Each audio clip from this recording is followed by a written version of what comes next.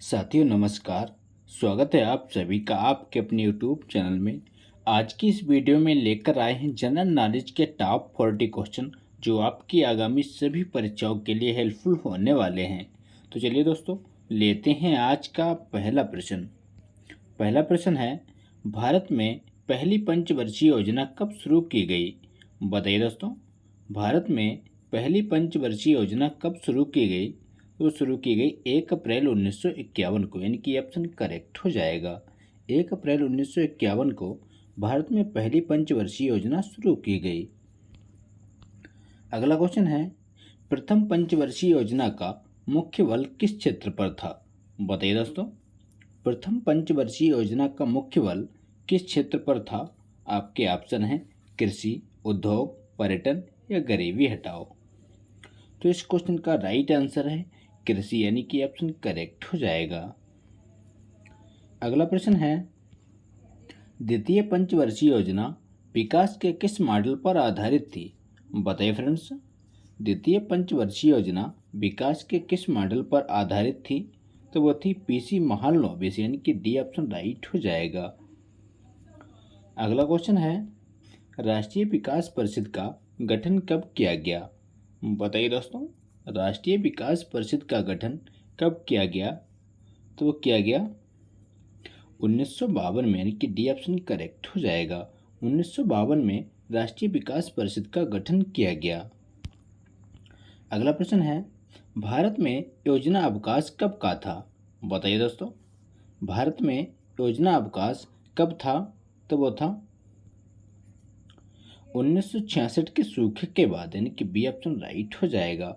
1966 के सूखे के बाद भारत में योजना अवकाश लागू किया गया। अगला क्वेश्चन है, निम्न किस इस्पात कारखाने की स्थापना द्वितीय पंचवर्षीय योजना के दौरान की गई? बताइए दोस्तों, निम्न किस इस्पात कारखाने की स्थापना द्वितीय पंचवर्षीय योजना के दौरान की गई? तो वो की गई राउरकेला, भिलाई, दुर्गापुर, यानी कि इन सभी इस्पात कारखानों की स्थापना द्वितीय पंचवर्षीय योजना के दौरान की गई। अगला क्वेश्चन है, गरीबी हटाओ तथा आत्मनिर्भरता की प्राप्ति किस योजना का मुख्य उद्योग निर्धारित किया गया? बताइए दोस्तों, गरीबी हटाओ तथा आत्मनिर्भरता की प्राप्ति किस योजना का मुख्य उद्देश्य निर्धारित किया गया? तो किया गया चौथी पंचवर्षीय योजना, यानी कि ऑप्शन राइट हो जाएगा। अगला प्रश्न है, 10वीं पंचवर्षीय योजना के अंतर्गत कितने प्रतिशत वार्षिक विकास दर निर्धारित किया गया था? बताइए दोस्तों, इंपॉर्टेंट क्वेश्चन है। 10वीं पंचवर्षीय योजना के अंतर्गत कितने प्रतिशत वार्षिक विकास दर निर्धारित किया गया? तो किया गया था 8%, यानी कि सी ऑप्शन राइट हो जाएगा। अगला क्वेश्चन है, 12वीं पंचवर्षीय योजना की अवधि है। बताइए दोस्तों, 12वीं पंचवर्षीय योजना की अवधि है तो वह 2012 से 2017, यानी कि सी ऑप्शन राइट हो जाएगा। अगला क्वेश्चन है, 12वीं पंचवर्षीय योजना में कितने प्रतिशत वार्षिक वृद्धि दर निर्धारित करने का प्रस्ताव किया गया? बताइए दोस्तों, 12वीं पंचवर्षीय योजना में कितने प्रतिशत वार्षिक वृद्धि दर निर्धारित करने का प्रस्ताव किया गया? तो किया गया 8.2%, यानी कि ऑप्शन राइट हो जाएगा। अगला क्वेश्चन है, निम्नलिखित में से केंद्र सरकार द्वारा लगाए जाने वाले कर हैं? बताइए दोस्तों, निम्नलिखित में से केंद्र सरकार द्वारा लगाए जाने वाले कर हैं तो वो हैं सीमा शुल्क, आयकर, निगम कर, यानी कि उपरोक्त सभी कर केंद्र सरकार द्वारा ही लगाए जाते हैं। अगला क्वेश्चन है, निम्नलिखित में से अप्रत्यक्ष कर है? बताइए दोस्तों, निम्नलिखित में से अप्रत्यक्ष कर कौन सा है? तो वो है उत्पादन शुल्क, सीमा शुल्क, तटकर, यानी कि उपरोक्त सभी अप्रत्यक्ष कर हैं। अगला क्वेश्चन है, रेखी सीमित का संबंध है? बताइए दोस्तों, रेखी सीमित का संबंध किससे है? तो वो है अप्रत्यक्ष कर से, यानी कि सी ऑप्शन राइट हो जाएगा। इनडायरेक्ट टैक्स से संबंधित है रेखी समिति। अगला प्रश्न है, बिक्री कर किसकी आय का महत्वपूर्ण भाग है? बताइए दोस्तों, बिक्री कर किसकी आय का महत्वपूर्ण भाग है? तो वह राज्य सरकार का, यानी कि ऑप्शन राइट हो जाएगा। राज्य सरकार का महत्वपूर्ण भाग है बिक्री कर, यानी कि। अगला प्रश्न है, भारत को अधिकतम कर आय प्राप्त होती है। बताइए दोस्तों, भारत को अधिकतम कर आय प्राप्त होती है तो वो होती है निगम कर से, यानी कि ऑप्शन राइट हो जाएगा। निगम कर से भारत को अधिकतम कर आय प्राप्त होती है। अगला प्रश्न है, निम्न प्रत्यक्ष करों में से किस कर से सरकार को अधिकतम आय की प्राप्ति होती है। बताइए दोस्तों, निम्न प्रत्यक्ष करों में से किस कर से सरकार को अधिकतम आय की प्राप्ति होती है तो वो होती है आय कर से, यानी कि बी ऑप्शन राइट हो जाएगा। अगला प्रश्न है, राजा चिलैया समिति का संबंध है। बताइए दोस्तों, राजा चिलैया समिति का संबंध किससे है तो वह कर सुधारों से, यानी कि सी ऑप्शन राइट हो जाएगा। इंपॉर्टेंट क्वेश्चन है, याद रखिएगा। राजा चिलैया समिति का संबंध कर सुधारों से है। अगला प्रश्न है, 14वें वित्त आयोग के अध्यक्ष कौन हैं। बताइए दोस्तों, 14वें वित्त आयोग के अध्यक्ष कौन थे तो वो थे वाई.वी. रेड्डी, यानी कि डी ऑप्शन करेक्ट हो जाएगा। वाई.वी. रेड्डी 14वें वित्त आयोग के अध्यक्ष थे। अगला क्वेश्चन है, टोक्यो स्थित स्टॉक एक्सचेंज का नाम क्या है। बताइए दोस्तों, टोक्यो स्थित स्टॉक एक्सचेंज का नाम क्या है तो वो है निक्की, यानी कि बी ऑप्शन राइट हो जाएगा। अगला प्रश्न है, वैट किस प्रकार का कर है।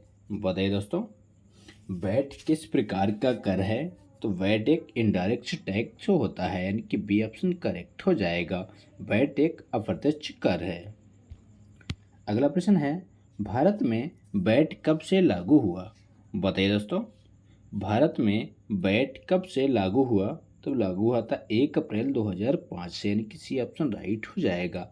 1 अप्रैल 2005 से भारत में वैट को लागू किया गया। अगला क्वेश्चन है, भारत की विधिग्राह्य मुद्रा है। बताइए फ्रेंड्स, सिंपल सा क्वेश्चन है। भारत की विधिग्राह्य मुद्रा है तो वो है रुपया, यानी कि सी ऑप्शन राइट हो जाएगा। अगला प्रश्न है, सरकार द्वारा पुरानी मुद्रा को समाप्त कर नई मुद्रा चलाना क्या कहलाता है। बताइए दोस्तों, सरकार द्वारा पुरानी मुद्रा को समाप्त कर नई मुद्रा चलाना कहलाता है तो वो कहलाता है विमुद्रीकरण, यानी कि बी ऑप्शन राइट हो जाएगा। उसको विमुद्रीकरण कहा जाता है।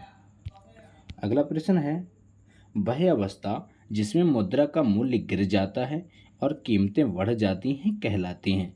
बताइए दोस्तों, वह अवस्था जिसमें मुद्रा का मूल्य गिर जाता है और कीमतें बढ़ जाती हैं तो उसको मुद्रास्फीति कहा जाता है, यानी कि ऑप्शन राइट हो जाएगा। अगला क्वेश्चन है, मुद्रास्फीति से लाभान्वित होता है। बताइए दोस्तों, मुद्रास्फीति से लाभान्वित होता है तो वो होता है ऋणी, यानी कि बी ऑप्शन राइट हो जाएगा। मुद्रास्फीति से ऋणी लाभान्वित होता है। अगला क्वेश्चन है, अब तक भारतीय रुपए का कितनी बार अवमूल्यन किया जा चुका। बताइए दोस्तों, अब तक भारतीय रुपए का कितनी बार अवमूल्यन किया जा चुका है तो वो किया जा चुका 3 बार, यानी कि सी ऑप्शन राइट हो जाएगा। अगला प्रश्न है, भारत का केंद्रीय बैंक कौन सा है। बताइए दोस्तों, भारत का केंद्रीय बैंक कौन सा है तो वह रिजर्व बैंक ऑफ इंडिया, यानी कि डी ऑप्शन राइट हो जाएगा। Reserve bank of India Bharat का केंद्रीय बैंक है। अगला प्रश्न है, भारतीय रिजर्व बैंक की स्थापना कब की गई। बताइए दोस्तों, भारतीय रिजर्व बैंक की स्थापना कब की गई तो वो की गई 1 अप्रैल 1935 को, यानी कि बी ऑप्शन राइट हो जाएगा। 1 अप्रैल 1935 को भारतीय रिजर्व बैंक की स्थापना की गई। अगला क्वेश्चन है, निम्नलिखित में से किस बैंक में कोई व्यक्ति अपना खाता नहीं खोल सकता। बताइए दोस्तों, सिंपल सा क्वेश्चन है, किस बैंक में कोई व्यक्ति अपना खाता नहीं खोल सकता तो बैंक है भारतीय रिजर्व बैंक, यानी कि सी ऑप्शन राइट हो जाएगा। अगला क्वेश्चन है, 1 रुपए के नोट पर किसके हस्ताक्षर होते हैं। बताइए दोस्तों, 1 रुपए के नोट पर किसके हस्ताक्षर होते हैं तो होते हैं वित्त सचिव भारत सरकार, यानी कि डी ऑप्शन राइट हो जाएगा। भारत सरकार के वित्त सचिव के हस्ताक्षर होते हैं 1 रुपए के नोट पर। तो ये थे दोस्तों आज की इंपॉर्टेंट क्वेश्चन। अगर वीडियो अच्छा लगा हो तो लाइक करें, दोस्तों के साथ शेयर करें और चैनल पर नए हो चैनल को सब्सक्राइब करना ना भूलें। मिलते हैं नेक्स्ट वीडियो में, तब तक के लिए प्यार भरा नमस्कार।